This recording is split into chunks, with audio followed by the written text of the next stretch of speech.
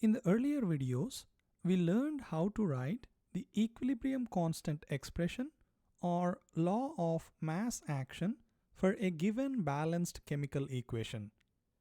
For a hypothetical chemical reaction in which reactants are in equilibrium with products, the equilibrium constant K can be written as the concentration of products at equilibrium over the concentration of reactants at equilibrium. Now, if we know the concentration of products at equilibrium and the concentration of reactants at equilibrium, we can calculate the magnitude of the equilibrium constant K. And we have done similar problems in the previous topics. Next, if we know the equilibrium concentrations of only some of the reactants and products and initial concentrations of all the reactants and products, we can calculate the equilibrium constant by setting up a reaction table. Let us do an example problem. Consider the following reaction. 1 mole of nitrogen gas reacts with 3 moles of hydrogen gas to form 2 moles of ammonia gas. If we start the reaction with 1.2 molar nitrogen and 2.5 molar hydrogen at 500 degrees Celsius, at equilibrium, 0.5 molar ammonia is left in the reaction container. Calculate the equilibrium constant at 500 degrees Celsius. We know the initial concentration of nitrogen, which is 1.2 molar, initial concentration of hydrogen, which is 2.5 molar, and also the initial concentration of ammonia, which is 0 molar. We also know the equilibrium concentration of ammonia, which is 0.5 molar. In order to calculate the equilibrium concentrations of nitrogen and hydrogen, we can set up a reaction table, also called as ICE chart.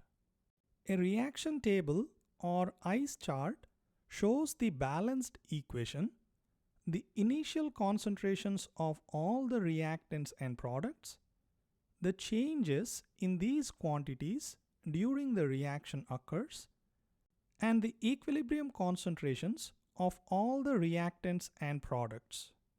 Let me write down the balanced chemical equation. 1 mole of nitrogen gas reacts with 3 moles of hydrogen gas to form 2 moles of ammonia gas. The initial concentration of nitrogen is 1.2 molar. Initial concentration of hydrogen is 2.5 molar and initial concentration of ammonia is 0 molar. All these values are given in the problem. Since we are starting the reactions with only reactants in the reaction container, the concentration of the reactants decrease and the concentration of products increase in order to reach the equilibrium. Let us assume the concentration of N2 decreases by X molar to reach chemical equilibrium. According to stoichiometry, for each mole of nitrogen consumed, 3 moles of hydrogen will be consumed. Therefore, if X molar nitrogen is consumed, 3x molar hydrogen will be consumed.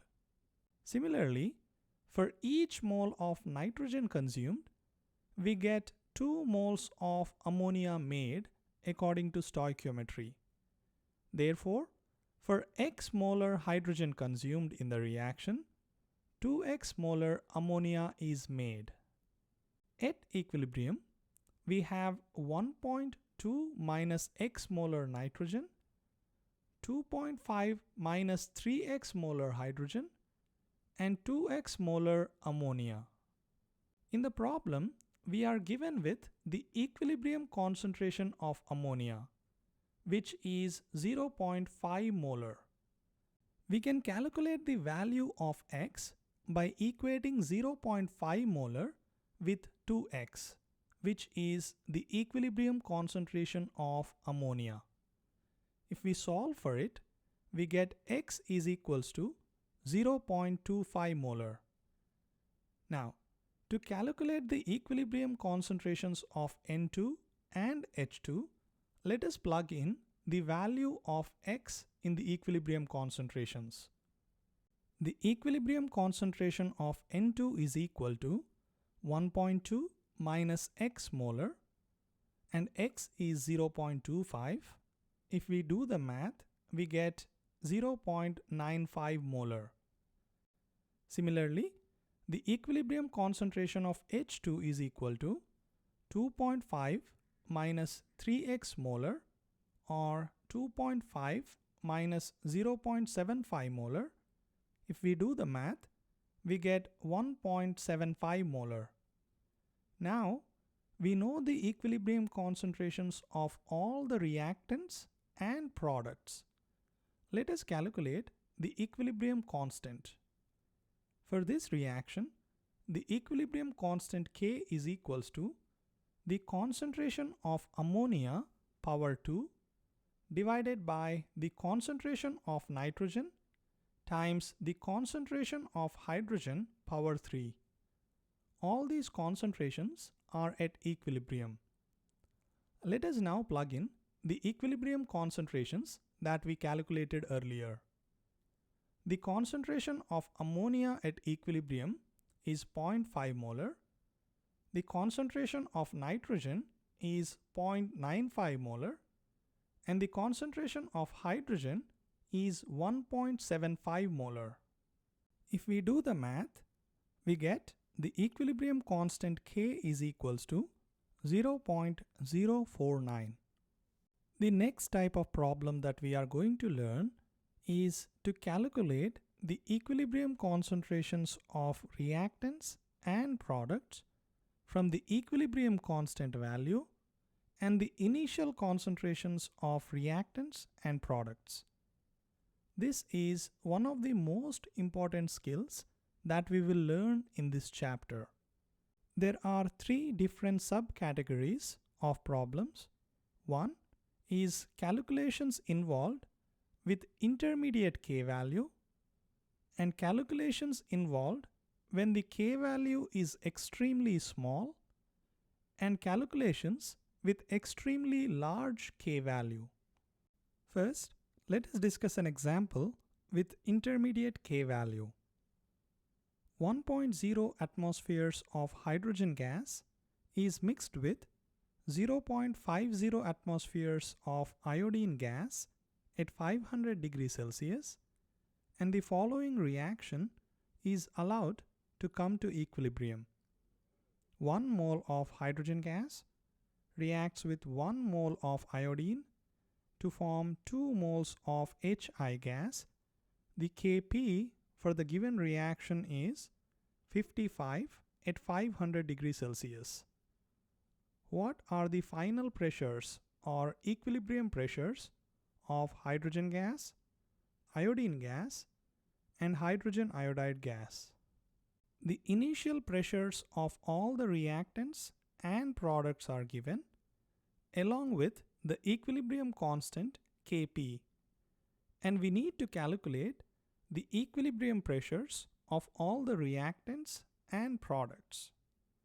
First, let us set up a reaction table or ICE chart. So we write down the balanced chemical equation, the initial pressures of all the reactants and products, the changes in the pressures during the reaction, and the equilibrium pressures of all the reactants and products. The balanced chemical equation for this reaction is 1H2 reacts with 1I2 to form 2HI.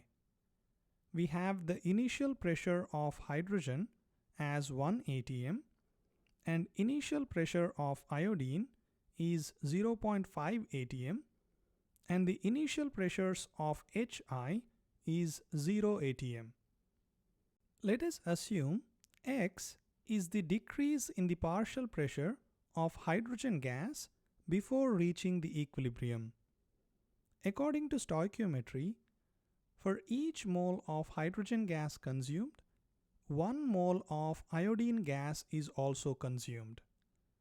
So, if X is the decrease in the partial pressure of hydrogen, then the decrease in the partial pressure of iodine gas will also be equal to X. Similarly, for each mole of hydrogen gas consumed, we get 2 moles of HI produced. So, if X is the decrease in the partial pressure of hydrogen gas, the increase in the partial pressure of HI gas would be 2X.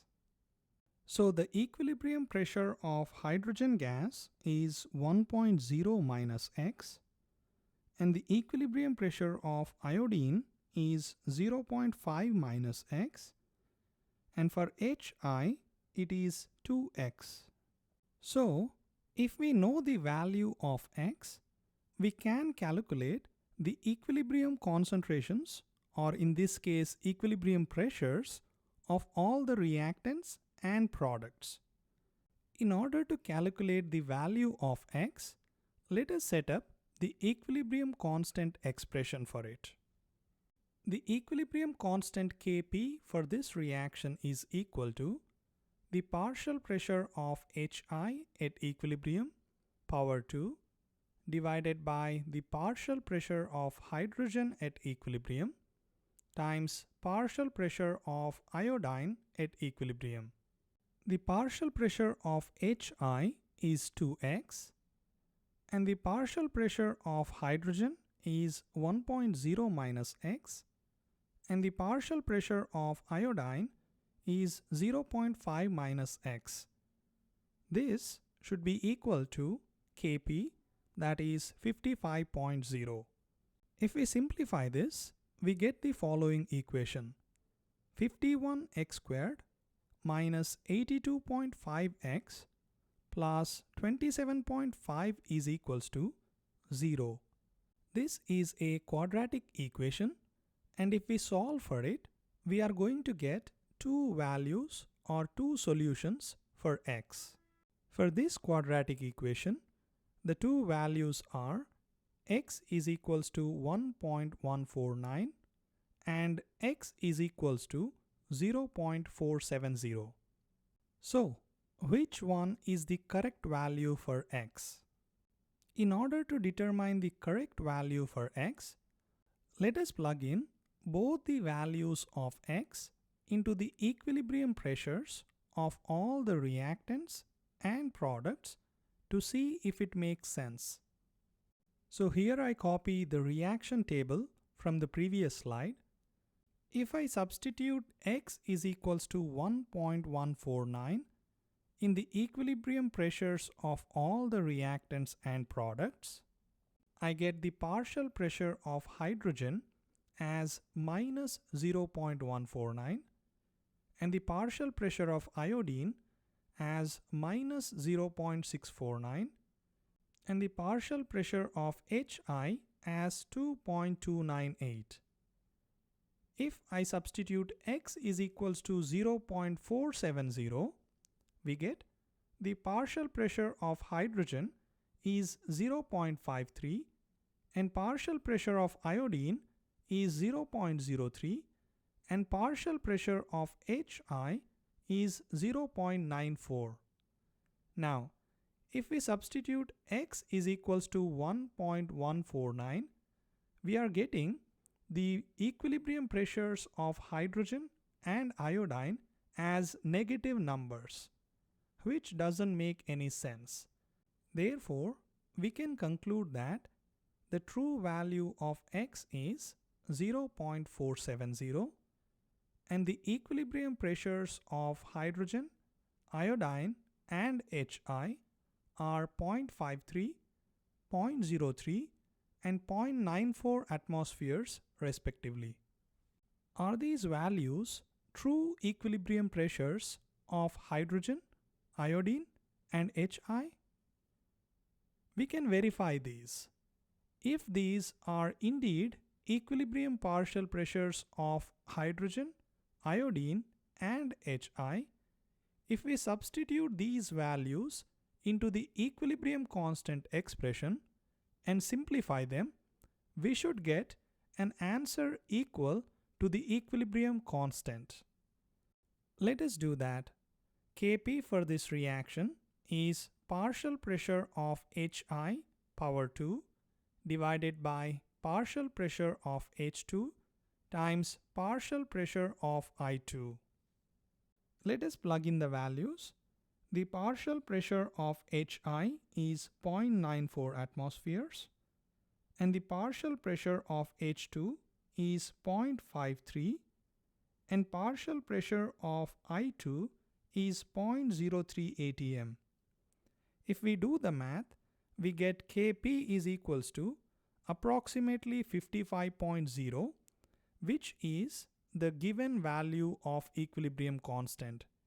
Therefore, we can say that these pressures are equilibrium pressures of all the reactants and products.